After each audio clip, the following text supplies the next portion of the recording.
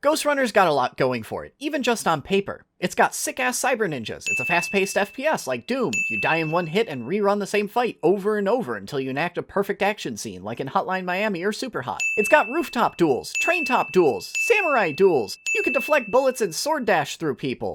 Throw in a slick-as-heck cyberpunk dystopian aesthetic and a bopping techno soundtrack, and Ghostrunner hits just about every rule of cool trope possible. Whether you're weaving between automated factory lines mid-gunfight, or running on electronic billboards and riding zip lines through a cyberpunk city at night, Ghostrunner's a hit on almost every front. This game never stops doing new things and almost never wears out its welcome. So of course, I had to give this game its due as part of the year in review, and if I haven't already made it obvious, Ghostrunner didn't disappoint.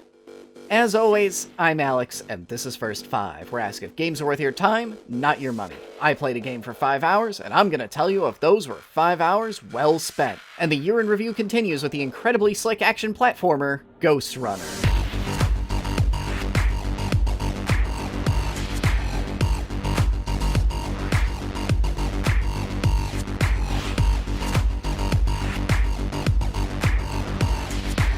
Ghostrunner has been an exercise in repeated surprise. Almost nothing about this game has turned out how I thought it would going in. For one, Ghostrunner is not messing around. Usually with these frantic FPS affairs, you'll generally be fine as long as you just keep moving, but in Ghostrunner, that's not enough. Enemies are actually really competent at tracking you and leading your movement, and if you're just walking around on the floor, you're pretty much dead. There's a fair bit of fast-paced 90s shooter DNA in here, but Ghostrunner leans more Hotline Miami than Doom, and that means death comes really quick and easy, and some levels will see you respawning, a lot.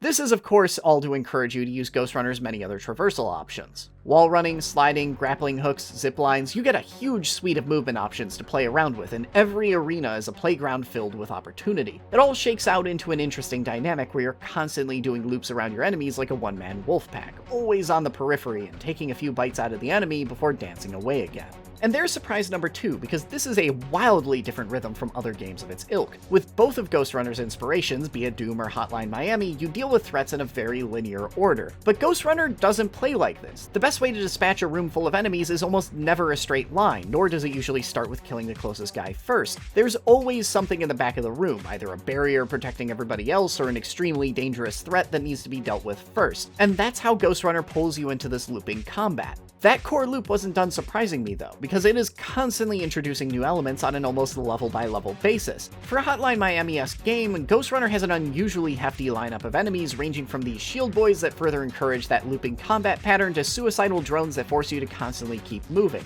And on the player side of the equation, there's a surprising amount of growth over the course of the game as well. Most of this comes in the form of new abilities like a dash or passive power-ups you can install, like the ability to deflect bullets. But Ghostrunner also features levels based around unique platforming options like these hostile drones you can use as platforms, and power-ups that widen the game space to allow for unique challenges.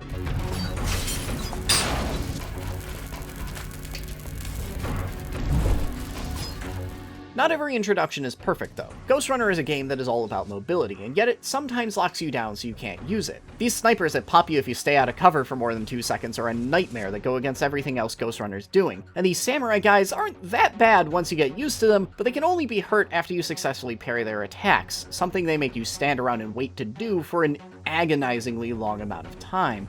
Then they decided to make an entire boss fight around the mechanic.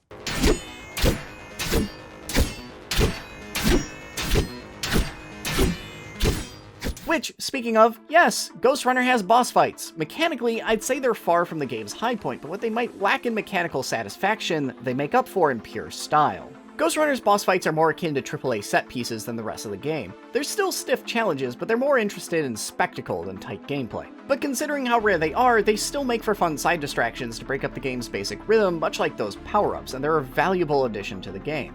But surprise number 4 was the greatest shock of all. Ghostrunner actually has a really sharply written story. I feel like with mechanics-first games like these, the expectation is generally that the story ends up an afterthought to stitch together a bunch of excuses for your cyber ninja to go do cool cyber ninja things. And it's true that Ghostrunner's plot is relatively straightforward. You're fighting your way through a dystopia that's both cyberpunk and post-apocalyptic, and there's some real cut-and-dry authoritarian bad guys at the end waiting for you to kick down the door and chop them in half. But Ghostrunner takes a pretty entertaining journey getting there, and it all comes down to its 3 central characters and the dynamics between them. You've got the titular Ghostrunner, Mr. Tall, Dark, and Stoic, and then you've got his two companions, the Architect and Zoe. The Architect is the more complicated character, the former and likely just as fascist leader of the tower you're climbing who's incredibly objective-oriented and, shocker, an ends justify the means kind of guy. And Zoe is a revolutionary, a bleeding heart that generally wants the best for everyone and isn't afraid to fight to get it. And all three characters have this give-and-take relationship where each is subordinate to another in a sort of rock-paper-scissors sort of way. The Ghostrunner can rarely resist Zoe's heroic optimism, Zoe is in turn frequently undercut by the wry and sardonic musings of the Architect, and the Architect himself is cut down just as easily and dryly by the Ghostrunner, his grand monologues about how great the city was when he ran it, made hollow by solitary, muted observations. We could use the climbers' help right about now. Too bad they picked such a poor time to die for their cause. Wasn't it also your cause? They cared for their families. I care for their species. It's a matter of perspective, I suppose. Individually, each character would be forgettable, but they're all wildly different people, and the way they interact and each can hold an advantage over another makes for not just a compelling dynamic, but also a believably uneasy spirit of cooperation between a trio that would, for the most part, otherwise want very little to do with each other. It isn't just sharply written, but also feels impeccably balanced, like if another character had been added or one of the core three wasn't there, this entire narrative house of cards might have come tumbling down. It's still probably not Ghostrunner's main draw, but it's excellent in its own right.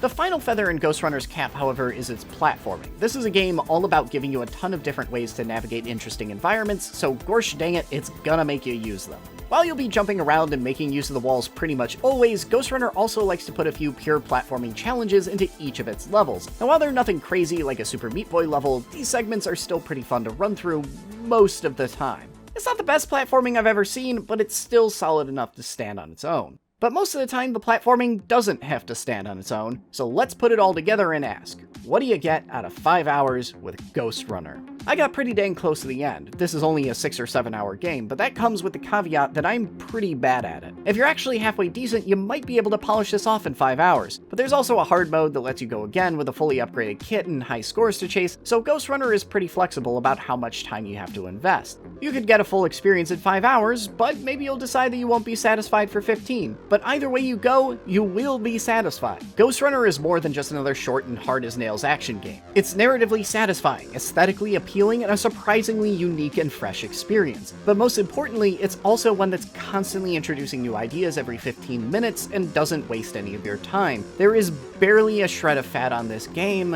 and you absolutely need to play it. And if you liked this review as much as I liked Ghostrunner, consider supporting me on Patreon. With your generous support, I can start doing all kinds of cool stuff like more in-depth video essays and 5-hour streams where I review games like this in real time. So if any of that sounds cool, please consider becoming a patron today. But I hope you enjoyed this first 5 review. Thanks for watching this far, and I'll see you all next week.